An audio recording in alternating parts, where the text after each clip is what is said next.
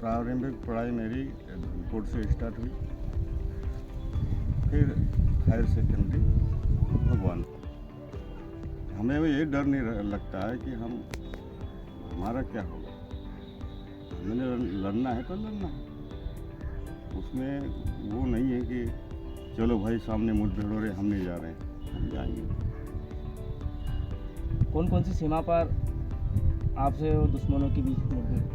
मतलब कुछ तो पंजाब में भी हुआ था, जब थोड़ा माहौल ख़राब था। अभी कश्मीर में भी रहा, मैं 3 बार गया, वहाँ भी कभी मुठभेड़ हो जाया करती थी। तो थोड़ा सा होता रहता, लेकिन मेरे मदर फादर मजदूरी करते थे, फिर भी CRPF में मैं भर्ती हो गया।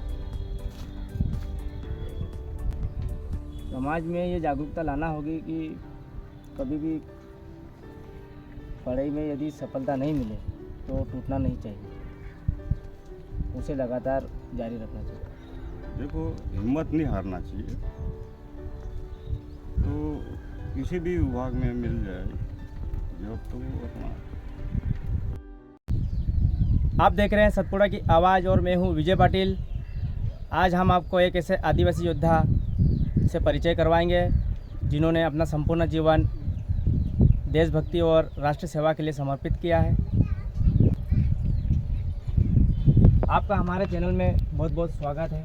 Thank you. नानला जी, आपने करीबन 35 साल सेना में आपने अपनी सेवा दी। आपका संघर्ष भरा जीवन जो रहा आपका छात्र जीवन से, उसके बारे में थोड़ा आप बताइए। ऐसा है, मैं बिल्कुल एक गरीब परिवार से था। मेरे मदर फादर मजदूरी करते थे,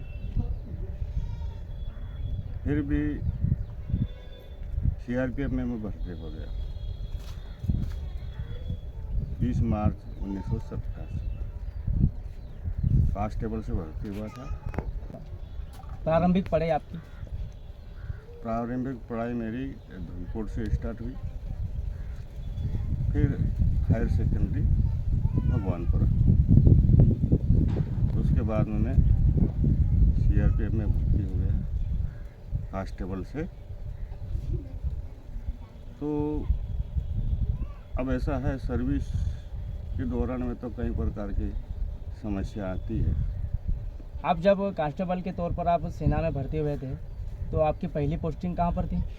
मेरी दीमापुर, नागालैंड में पहली पोस्टिंग। कौन से सन में आप भर्ती हुए थे CRPF में? 20 मार्च 1987। तो पहली पोस्ट आपकी नागालैंड में थी। उसके बाद में मैं सीधा पंजाब में। ऐसा क्या जुनून था आपके अंदर कि आपको CRPF में भर्ती होना पड़ा? नहीं, जाना ही था कहीं, तो किसी फोर्स में जॉब मिले तो।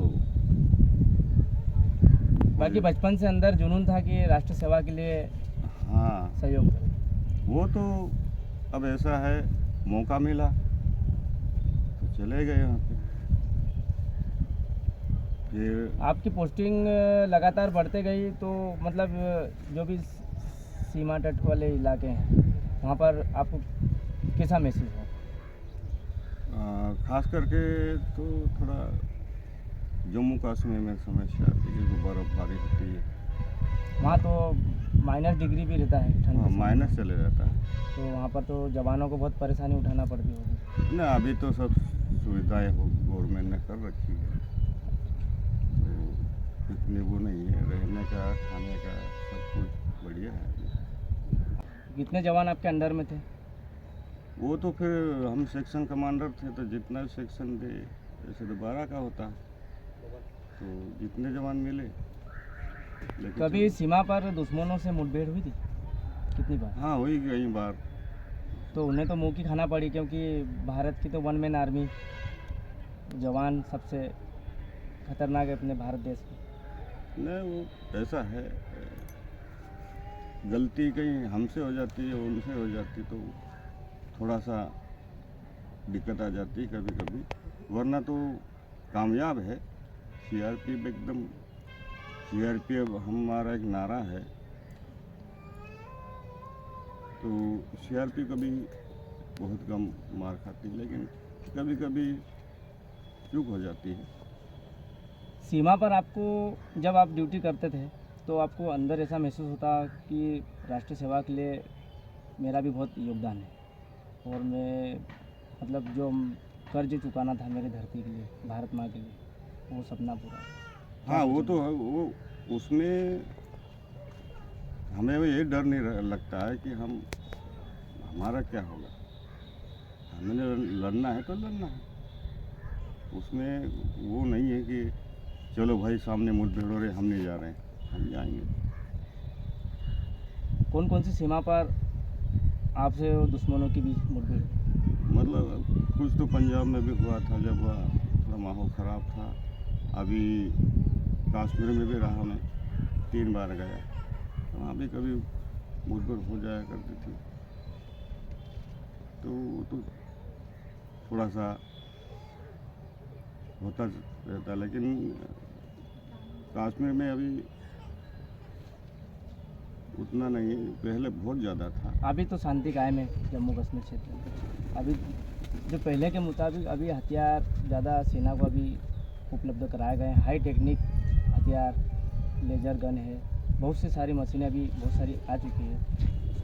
ना सेना भी मजबूत हो गई है, अर्धसैनिक बल भी मजबूत हो गए हैं, सब सुख सुविधाएं मिल रही है। सैनिकों का भी इजाफा हुआ है पिछले 8-10 सालों से। अब संख्या तो मैं नहीं बता पाऊँगा, लेकिन क्या है, जो सुख सुविधाएं हैं वो अर्धसैनिक बलों का भी और बाकी फोर्स का भी बिल्कुल पूरा अवेलेबल है। जिस तरीके से आपने देश सेवा के लिए अपना योगदान दिया है और भगवानपुरा विकासखंड आदिवासी बाहुल्य क्षेत्र है, यहाँ पर भी युवाओं में काफ़ी हुनर है देश सेवा के प्रति, वो भी अपना योगदान देना चाहते हैं देश सेवा के लिए, तो आप उनसे क्या अपील करेंगे? मैं ये अपील करूँगा युवाओं से कि फोर्स के अंदर जाए और अपनी सेवाएं करें, देशभक्ति का यही जुनून होना चाहिए। तो वो किसी भी फोर्स में जाए, लेकिन कुछ तो मतलब योगदान रहेगा देश के प्रति। इस समय क्षेत्र से भी बहुत से युवा अभी सेना में हैं, तैनात हैं, कुछ अभी इसकी तैयारी भी कर रहे हैं और उनमें से अधिकतर गरीबी के कारण बहुत से युवा भी अभी बीच में उनकी ट्रेनिंग छोड़ देते हैं, पढ़ाई छोड़ देते हैं और मजदूरी में लग जाते हैं। तो कुछ समाज में ऐसा बदलाव होना चाहिए शिक्षा के प्रति कि बच्चे जागरूक होकर सर्विस में लगे। ऐसा है, वो तो अपने अनुभव पे है कि भाई अगर जितनी पढ़ाई किया है उस हिसाब से जॉब भी मिलेगी। हाँ, मतलब प्रयास करते रहना चाहिए। हाँ। मेहनत करते रहना चाहिए। मेहनत जरूरी है, सफलता का मूल मंत्र यही है, प्रयास करिए, सफलता एक दिन जरूर मिलेगी। बिल्कुल मिलेगी, किसी विभाग में मिलेगी। समाज में ये जागरूकता लाना होगी कि कभी भी पढ़ाई में यदि सफलता नहीं मिले तो टूटना नहीं चाहिए, उसे लगातार जारी रखना चाहिए। देखो, हिम्मत नहीं हारना चाहिए, तो किसी भी विभाग में मिल जाए जॉब तो वो अपना चले। फोर्स के अंदर भी बहुत रास्ते खुले, फोर्स में भी जा सकते हैं। हाँ, फोर्स में भी अभी बहुत सारे युवा तैयारी कर रहे हैं, बहुत से तो लग भी चुके हैं और सरकारें भी अभी नौकरियों को लेकर, ये जो सेना की नौकरियां हैं उसको लेकर बहुत सारी पोस्टर भी निकाल रही है, तो युवाओं को प्रयास करना चाहिए। बिल्कुल करना चाहिए, और रास्ते बहुत है, कई फोर्सों में है, तो युवा जा सकता है, और हम भी यही कामना करते हैं। धन्यवाद। ये थे हमारे साथ नानलाजी सेंगर, जिन्होंने अपना जीवन संघर्ष वाला बताया।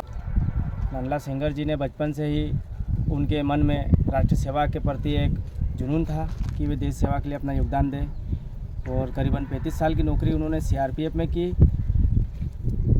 उन्हीं को आदर्श मानते हुए क्षेत्र के युवा सेना के प्रति अपना लगाव रखे और कड़ी मेहनत करके राष्ट्र सेवा के लिए अपना योगदान दें।